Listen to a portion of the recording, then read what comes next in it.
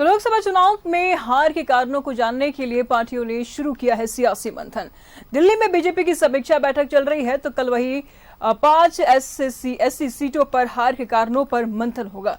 लोकसभा चुनाव में झारखंड की 5 एसटी सीट सिंहभूम, खूंटी, लोहरदगा, दुमका और राजमहल में बीजेपी की हुई हार। दिल्ली में केंद्रीय नेताओं के समक्ष प्रदेश बीजेपी नेता बताएंगे क्या कारण रहा। इन कारणों की पड़ताल के लिए प्रदेश बीजेपी 15 जून से विभिन्न क्षेत्रों में कार्यकर्ताओं से फीडबैक ले रही है। बीजेपी प्रदेश अध्यक्ष बाबूलाल मरांडी और नेता प्रतिपक्ष अमर बावरी 18 जून को दिल्ली जाएंगे।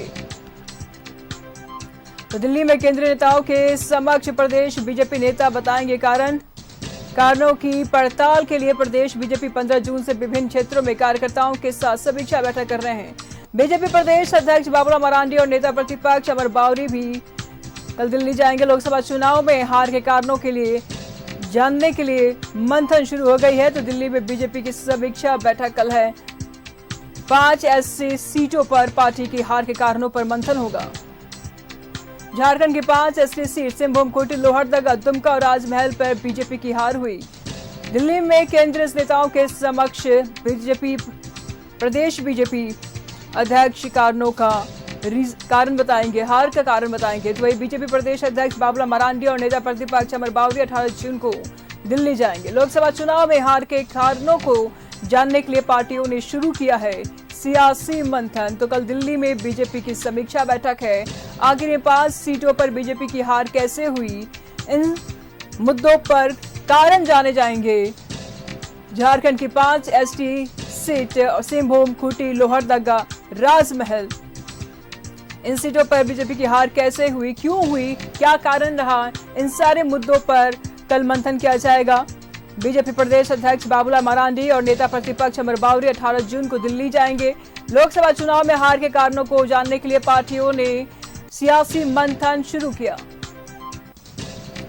तमाम जानकारी के लिए रांची से इस वक्त हमारे साथ सहयोगी राजेश जुड़ चुके हैं।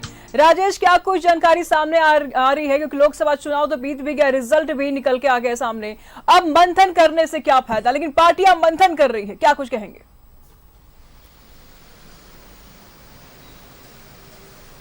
देखिए, मंथन करने से क्या कुछ निकलता है यह देखना जरूरी होता है, क्योंकि देखिए आप जब कोई परीक्षा देते हैं, क्या रिजल्ट आया तो उसकी समीक्षा बिल्कुल जरूरी होती है, क्योंकि आगे भी परीक्षा देनी है। झारखंड में विधानसभा का चुनाव है, कुछ महीने बाद विधानसभा का चुनाव होंगे, तो जाहिर सी बात है कि हमने क्या किया लोकसभा चुनाव में। क्योंकि देखिए, संगठन तो सभी चुनावों के लिए तैयार हो रहता है, चाहे वो राजनीतिक दल के आधार पर हो या फिर गैर राजनीतिक दल के आधार पर। जैसे पंचायत का चुनाव होता है या फिर नगर निकाय चुनाव होते हैं, वो सब ठीक है, गैर दलीय आधार पर होते हैं, लेकिन संगठन वही काम करता है। सभी को का स्वरूप इस तरीके से बनाया जाता है कि राज्य में किसी भी प्रकार के चुनाव हो तो उसके लिए पार्टी तैयार रहे।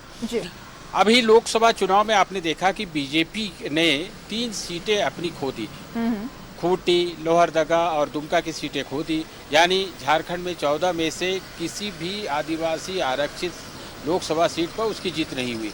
ये बहुत ही चिंता की बात है। पार्टी यह मानती है कि आदिवासी समाज के लिए उसने बहुत किया है। आप अक्सर सुनते होंगे बीजेपी नेताओं के भाषण में कि जनजातीय समाज के लिए बीजेपी आरंभ से काम करती रही है।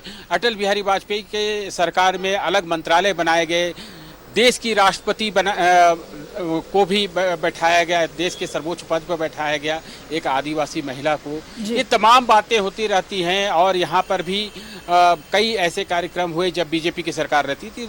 अब ऐसी स्थिति में इनकी हार हुई है तो निश्चित रूप से यह चिंता का विषय है। और केंद्रीय इकाई यानी जो बीजेपी के जो बड़ा संगठन है, जो राष्ट्रीय स्तर पर संगठन, वो जानना चाहता है कि किन कारणों से यह हार हुई है। और जो दावा किया जाता था कि सभी की सभी 14 सीटें एनडीए के फोल्डर में जाएंगी, वो क्यों नहीं पूरा हो पाया। तो अभी आप देखें कि 3 दिनों से समीक्षा बैठकें अलग अलग लोकसभा स्तर पर हो रही है। आज लोहरदगा, जमशेदपुर और गोड्डा लोकसभा सीटों की समीक्षा हो रही है। जो फलाफल आएंगे, जो इसके परिणाम आएंगे या जो भी रिपोर्ट है वो केंद्रीय इकाई के पास जाएगी। उसके बाद उस पर चर्चा होगी कि क्यों ऐसी स्थिति बनी, कहाँ क्यों, किसने अच्छा काम नहीं किया, कौन विधायक दल विरोधी काम किया या उसने कोई एक्टिव रोल अदा नहीं किया, तो ये तमाम चीज़ों की रिपोर्ट जो है वो दिल्ली जाएगी।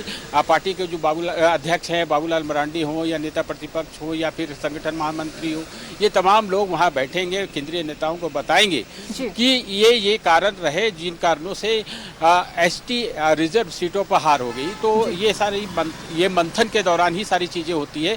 अब अभी 3 दिनों के दौरान 9 लोकसभा सीटों पर मंथन लगभग पूरा होने को है और शेष जो सीटें बचेंगी यानी 5 सीटें बचेंगी तो वो 2-3 दिनों के बाद उसका शेड्यूल जारी होगा। फिलहाल सवाल वाजिब है और ये चिंता का विषय है भी, क्योंकि इन बीजेपी अपना असर नहीं दिखा पाई। लगातार प्रचार प्रसार हुआ, एक एसटी महिला को राष्ट्रपति भी बनाया केंद्र में। तो अगर ये सारे हथकंडे काम नहीं आए राजेश, तो वाकई ये चिंता का विषय है, क्योंकि विधानसभा चुनाव भी नजदीक है। अगर जनता लोकसभा चुनाव में बीजेपी को समर्थन नहीं दे पाई तो क्या विधानसभा में देगी?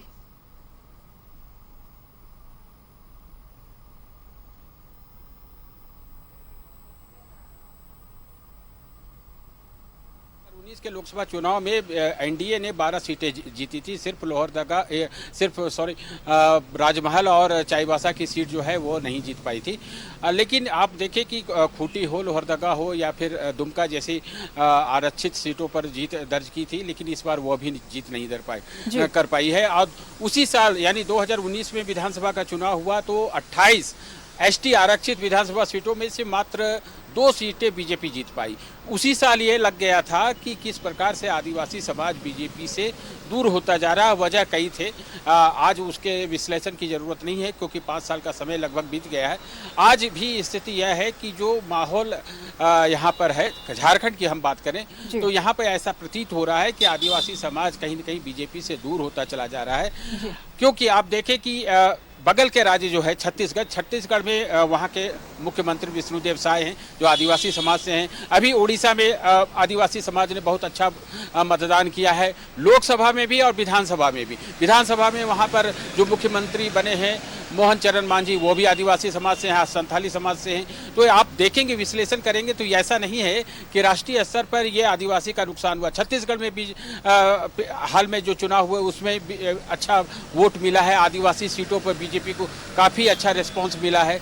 मध्य प्रदेश में सीटें हुई, राजस्थान में सरकार बनी है। तो ये ऐसा नहीं है कि राष्ट्रीय स्तर पर यह समस्या है। फिर भी झारखंड को लेकर जो समस्या है, यहाँ पर क्या कुछ इशूज है, लोकल इशूज ज़्यादा प्रिवेल करते हैं, उन सब चीज़ों पर मंथन होगा। मंथन के बाद कुछ पार्टी तरीका निकालेगी और कहीं जो जहाँ कोई कमी है तो उसको दूर करने का प्रयास करेगी। और जनता पर निर्भर करता है कि वो लोकसभा चुनाव में जो आशीर्वाद एनडीए को दिया है, 9 सीटों पर एनडीए को जीत मिली है। अब विधानसभा में उसे किसे अच्छा लगता है ये तो वक्त बताएगा, लेकिन पार्टी अपने स्तर से पूरा प्रयास कर रही है कि आदिवासी समाज जो दूर होता चला जा रहा है या उसके बीजेपी के प्रति नाराजगी है तो इसे कैसे दूर किया जाए। बिल्कुल बिल्कुल राजेश, नजर बनाए रखिएगा, लगातार हम आपसे अपडेट लेते रहेंगे। फिलहाल शुक्रिया आपका इन तमाम जानकारियों के लिए।